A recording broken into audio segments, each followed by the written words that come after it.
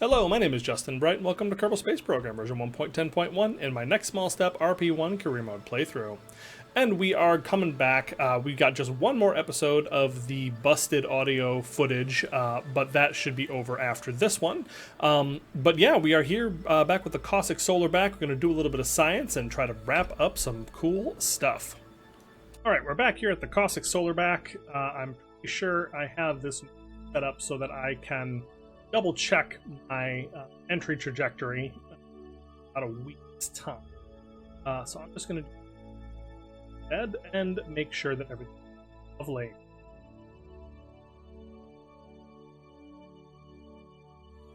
We're looking for a trajectory that is going to allow us to get down to Alpha. Yeah, this is kind of what we're looking for. This gets us damn close. Surface, and also brings on our periaps. I don't expect this to be like a perfect orbit when we get there, because this is going to rotate around the planet, but I just want to get it closer, right? Because it's much cheaper to do now than it will once we're actually inside the orbit. And just finish it with RPS, because that thing went down really fast and I'm not sure I would have timed it correctly. There we go. That looks fine to me.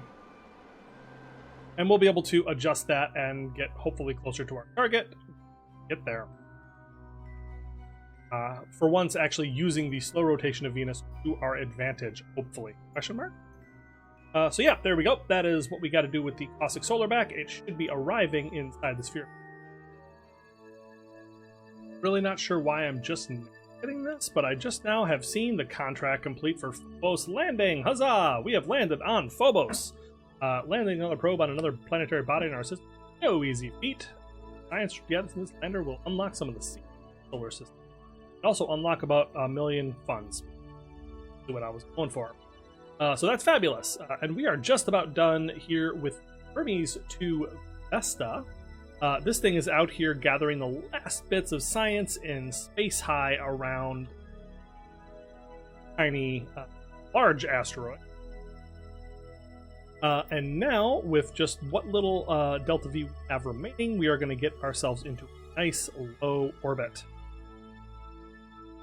That is not going to be a problem whatsoever, so we're just going to pull it down to whatever. Like, I'm just so not... It's just so not important exactly how low we go, but we'll do, yeah, we'll say about 100 kilometers. That seems totally reasonable.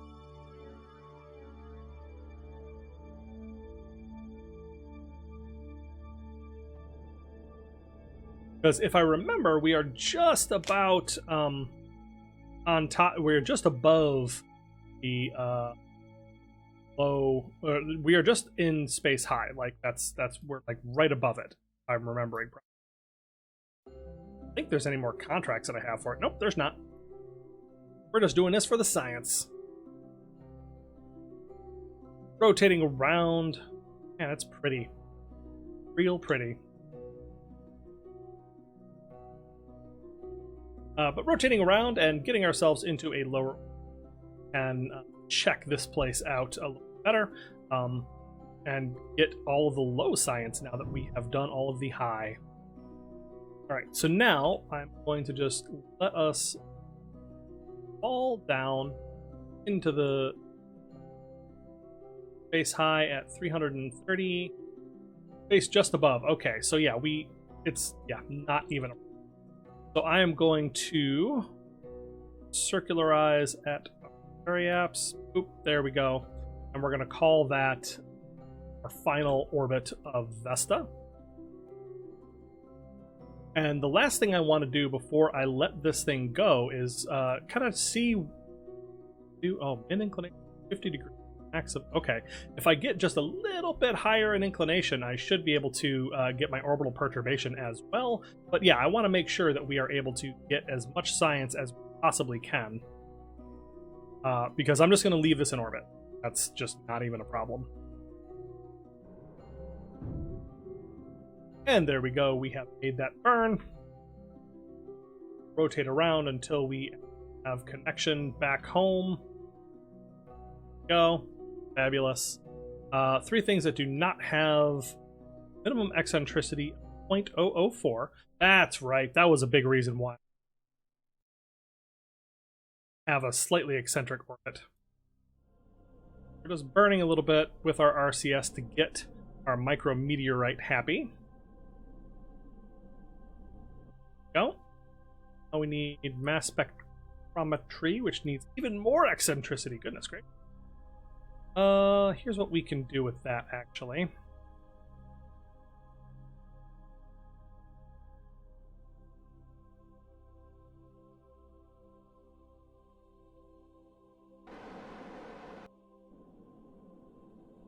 Because I don't want to go too much lower around this body.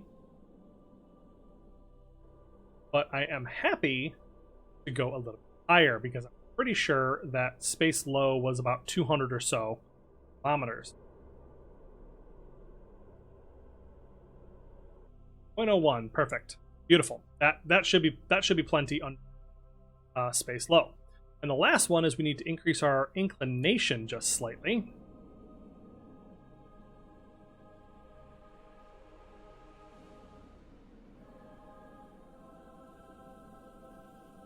Go, and I just lost our... There we go. All right, all the science is running. We have done it. Everything is wonderful.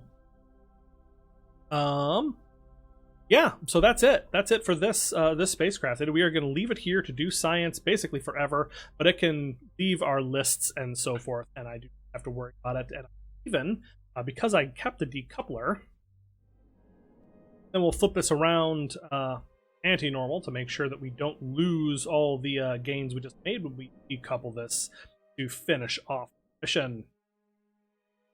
Boop. There we go. We still have everything going. This no longer has the ability to point itself or whatever, but that is eternity as it returns. Science. Turn off the... There we go. Fabulous. Yeah, so that is a completely successful mission to an outer planet, one of the largest asteroids in the asteroid belt, distant object that we were able to visit and retrieve a ton of science for. All right, well, I must have miscalculated because we just got a deadline expire for our Mars landing contract, which ruined our reputation completely. Like, we are at almost 0 reputation now, I think. All the reputation that we've built up all this time has completely been voided. I don't think that actually matters, but I don't like this red up here. That makes me uncomfortable. And it looks like I just checked that. I just checked the contracts, and it doesn't look like I have one available to me. Maybe it'll just take a few days for that to regenerate. Yeah, woof. That's not great.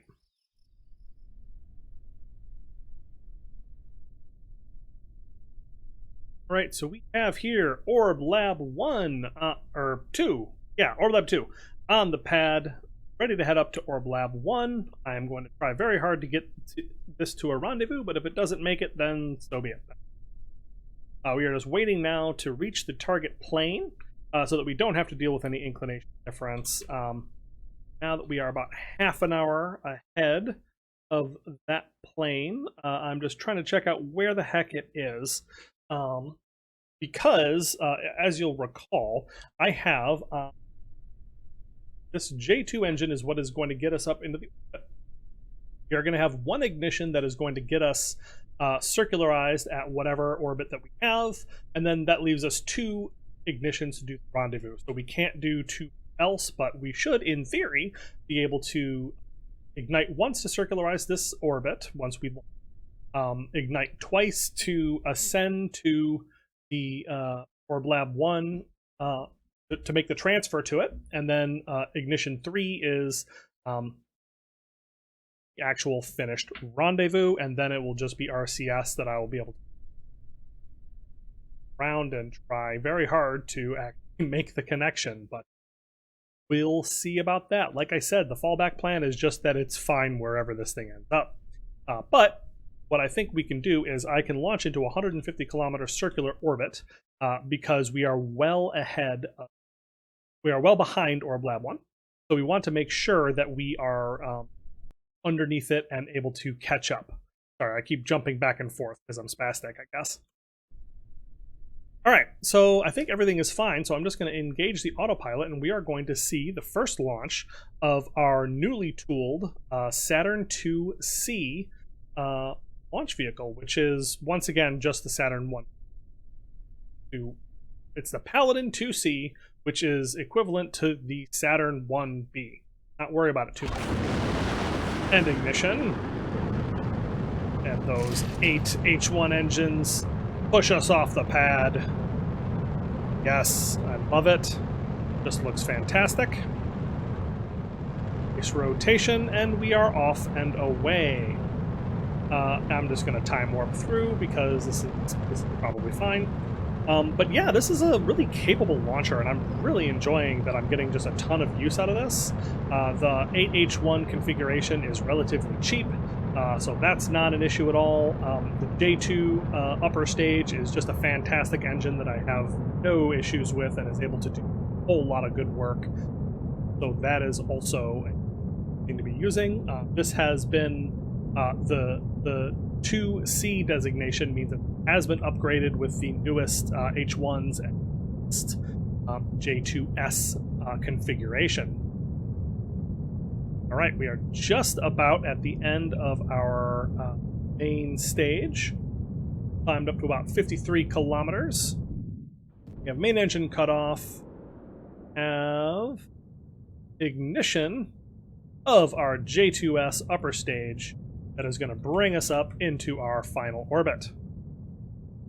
And with the fairing thunked away, we can see what I have done for the Orb Lab 2, which is just a lovely thing based on Lunat Station. Enjoyed the Uga storage container on the bottom there, so that's going to give it some shape and some definition, which I like. All right, and we are just about to wrap up our first ignition of our J2 engine. And boop, boop, there we go. We are now in orbit. Fabulous. Doing, please. Okay, we are all set and in orbit. Everything is wonderful. So now it's just a matter of figuring out when we can up with the Orb Lab 1 station. All right, in just 1 day and 5 hours, we will be able to push up to the Orb Lab 1. So it's a bit of a slow transfer, and hopefully we will still actually have fuel. Put some MLI. No, I did not put any MLI layers on this. Very, very silly of me. Well, I guess we're gonna find out if that's gonna be enough. We should have plenty of fuel in here. So what I'm going to do is I'm going to point our butt at the sun. Maybe just point the front at the sun, so really far away.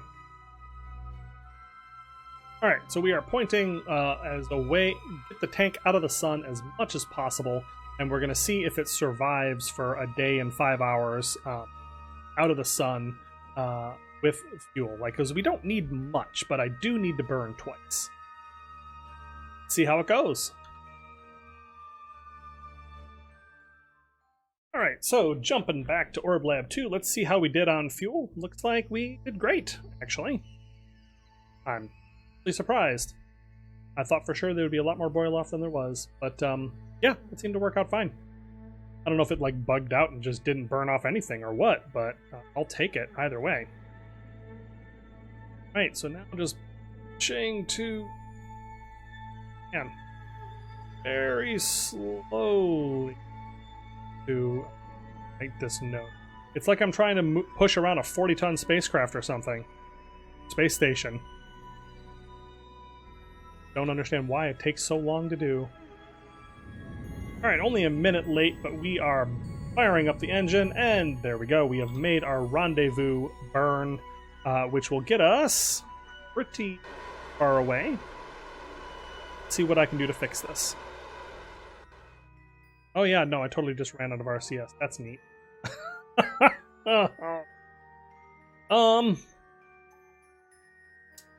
Okay, so here's how we do this.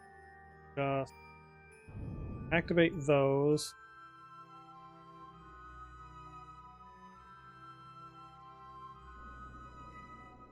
Because I do have some RCS on the actual station itself. Hopefully we have enough RCS to do what we need to do. All right. 100% sure what I can do to make this better. I definitely don't have the RCS fuel to really get close.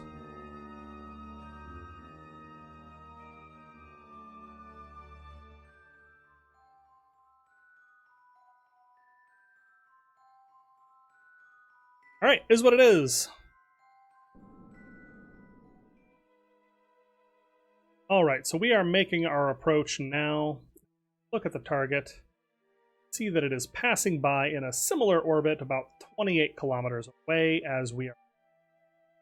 We are now at our just about at our closest approach, and I'm just firing up the end to cancel our velocity, or our relative velocity. And there we go. So we have match velocity, and so now it's time. All right, so velocity has been canceled, and now I can get rid of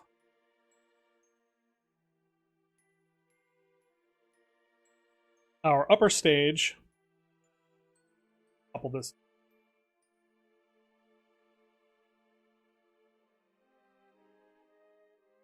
All right, extend our antenna so we have signal. Make sure this is going to be counted as crash.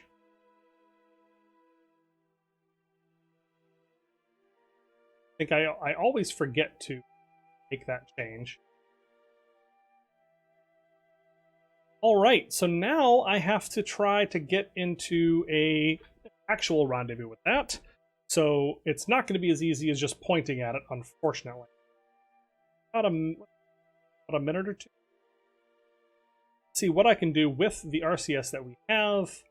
Try to bring intersect a little closer. Alright, it's time to see how I did on the RCS on this. Pretty potent. Don't think I included enough fuel to be doing what I'm about to try to do.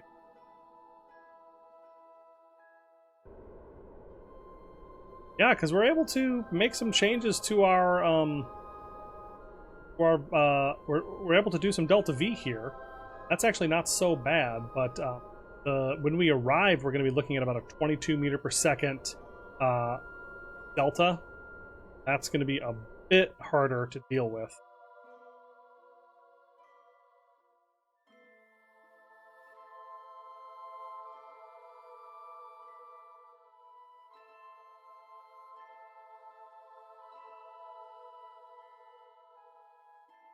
Orb Lab 1 coming up on us.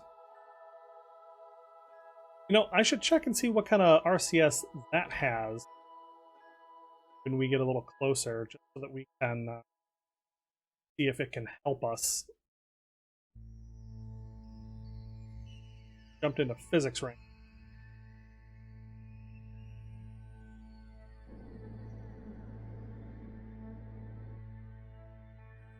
Have any here? Yes. 2. Avionics? Yes, you. So, and in fact.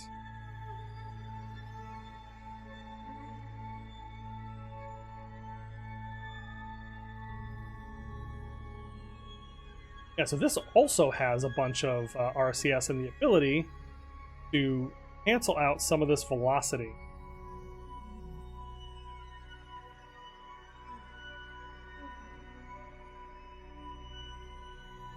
My ideal situation would be I could have both of these at once doing this, so I could kind of split the difference on the fuel cost, but I don't think that's actually possible.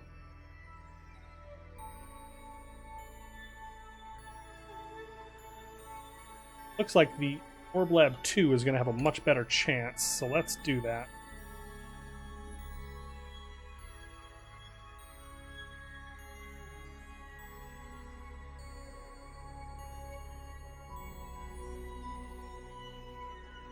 Probe. Probe. Oh, there it goes!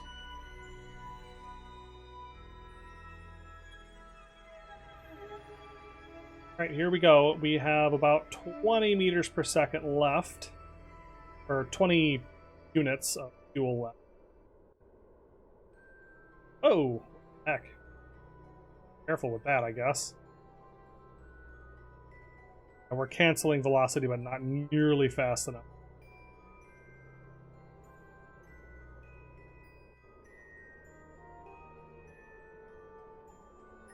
Well, if I can get us into, like, close to the right orbit, then I can have an Apollo craft kind of maneuver the two things together and dock them, potentially.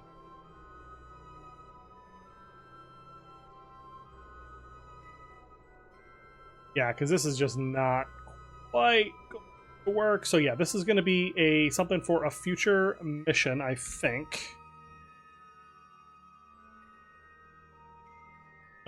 We're close though. We're so close to being able to actually meet and dock. Alright, we have matched velocities with the target that is now 2.3 kilometers away. Alright, I just don't have the fuel to actually... So we are going to call that good, I guess. Darn it. But that's fine. All we got to do right now is make sure that this station unfolds. So, what we can do here is we have 4 of these massive solar panels that I can stick out here, and they will rotate around to point at the sun. We've got kind of a fun little dragonfly look to this thing that I really enjoy. This thing is basically a lot like Lunette Station, where it has a docking system on both sides, so it can be extended in all directions. We have a little crew tube here that goes down to the docking port in case we want crew facilities in that direction as well. The Lakuga storage module, as I mentioned, has the N2 pressure scrubber and the vac scrubber controller and the vac scrubber. We're not going to be using. We have all of the other habitation modules up here, which I am also going to turn off because we do big crew tube to the Apollo drogue docking ports, avionics up here containing our fuel and electric charge and stuff, and then finally docking port on top. So yeah, that is it for that. This thing has plenty of power. I don't have to worry about that. And I'm just going to leave this off at the moment, and this is going to be where this lives. Getting these two spacecraft together that are just so tantalizingly other, but not actually able to get to each other is just, I mean, it's a shame, but I also, like, I'm out of fuel. Nothing else I can do. So this is going to have to be good enough.